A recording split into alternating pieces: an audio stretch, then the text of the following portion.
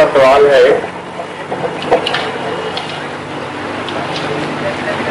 کہ شیعہ دوست کی طرف سے ہی ہے.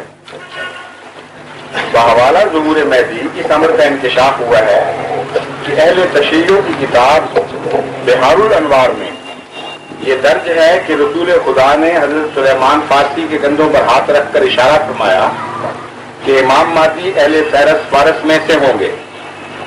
جماعت احمدیہ کے عقائد کے مطابق مرزا غلام احمد کا شجرہ نسب اہل فارس سے ملتا ہے، مگر بحار الانوار میں یہ بھی تذکرہ ہے کہ امام مہدی کعبہ کی دیوار کے ساتھ کھڑے ہو کر اعلان کریں گے کہ میں امام مہدی ہوں. کیا مرزا غلام احمد نے کعبے کی دیوار کے ساتھ کھڑے ہو کر اعلان کیا؟ اگر کیا ہے تو مستند دلائل دیویں. عاشق حسین صابر، فقہ جعفریہ.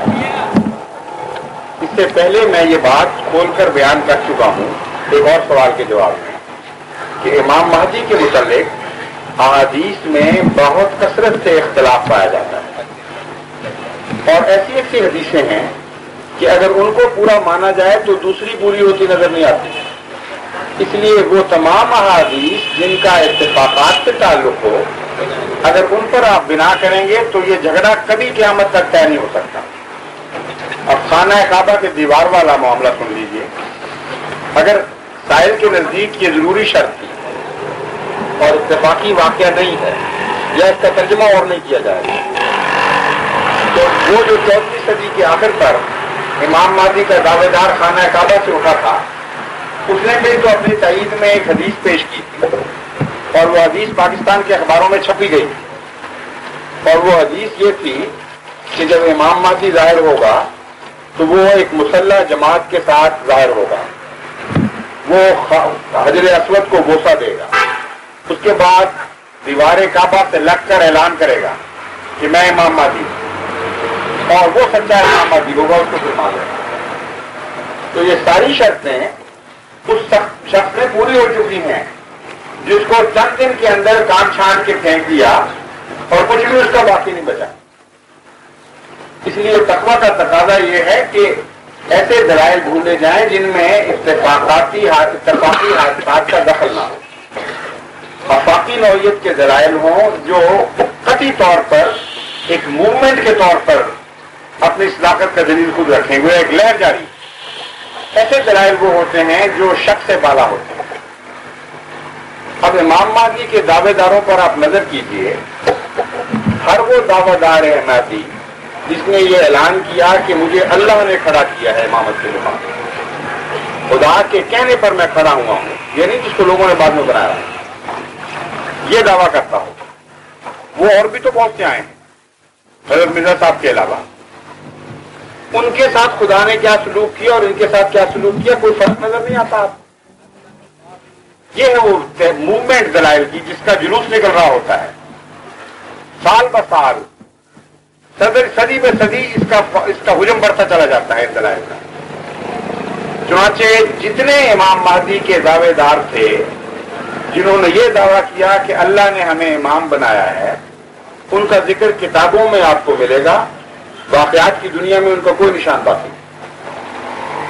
نہ ان کے سلسلے جاری ہیں، نہ ان کو دنیا میں کوئی اہمیت ہے، نہ ان کے ساتھ قومیں وہ سلوک کر رہی ہیں جو خدا کے سچے لوگوں کے ساتھ مخالف ہمیشہ کیا کرتے ہیں. ایک ہی ہے حضرت مرزا صاحب، اس کے سوا ہے ہی کوئی نہیں جو اس مقام پر کھڑا ہو. اس بات کو آپ کس طرح چھٹوا دیں گے آپ؟ یعنی ایک طرف تو وہ تائیدی حدیث جو خود فقہ جعفریہ کے ان طالب علم نے پیش کی ہے، اس کی اکثر باتیں تو سچی مان رہے ہیں نا، بہرحال یہ حقیقت ہے، اسی طرح ہوا. حدیث میں سب جانتے ہیں کہ کبھی راویوں نے کچھ اضافہ کر دیا، کبھی کوئی معنی صحیح نہ سمجھے، کئی دفعہ اس کے بطن کے معنی ہوتے ہیں وہ پورے نہیں ہوتے. 100% تو ہر حدیث کو پورا کرنا ممکن ہی نہیں. اس لیے ایسی باتیں ہمیں تلاش کرنی پڑیں گی کہ غالب امکان نظر آ جائے، انگلی اٹھتی ہوئی دکھائی دے کہ یہ ہو سکتا ہے. اس کے بعد رجوع کرنا پڑے گا ان شواہد کی طرف جو قومی شواہد ہوتے ہیں اور خدا تعالیٰ کی سنت سے تعلق رکھتے ہیں. بس امام مہدی کی اصل سچائی اس بات سے ہوگی کہ جس طرح پہلے سچوں کی مخالفت ہوئی ہے اس کی بھی ہوگی، اور جس طرح پہلے سچے کمزور ہونے کے باوجود دن بدن غالب آتے چلے گئے، اس طرح امام مہدی کے سلسلے کو دنیا مٹا نہیں سکے.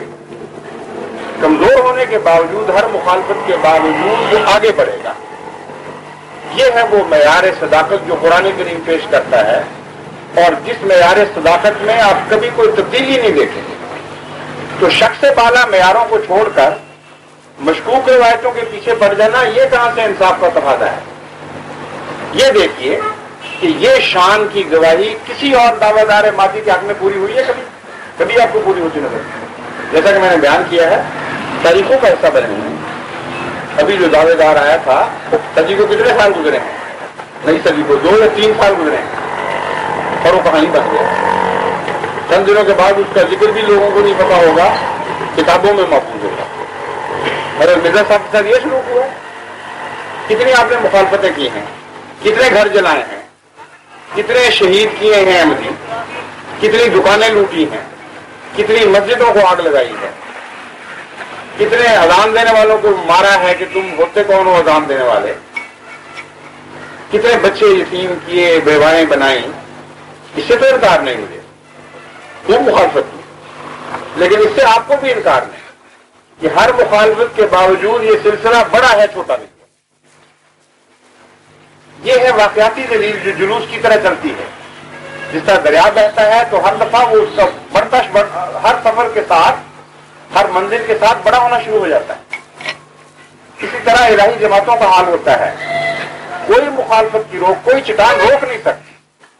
روکتی ہے تو اور ابھرتا ہے وہ دریا، اور شام کے ساتھ بہ کر نکلتا ہے. یہ وہ دلیل ہے جو ہر چھوٹے بڑے، ہر ان پڑھ اور پڑھے لکھے کے لیے برابر کا مقام رکھتی ہے اور دن کی طرح روشن ہے. بس ان باتوں کو دیکھیے اور خام خواہ مشتبہات میں نہ پڑیں.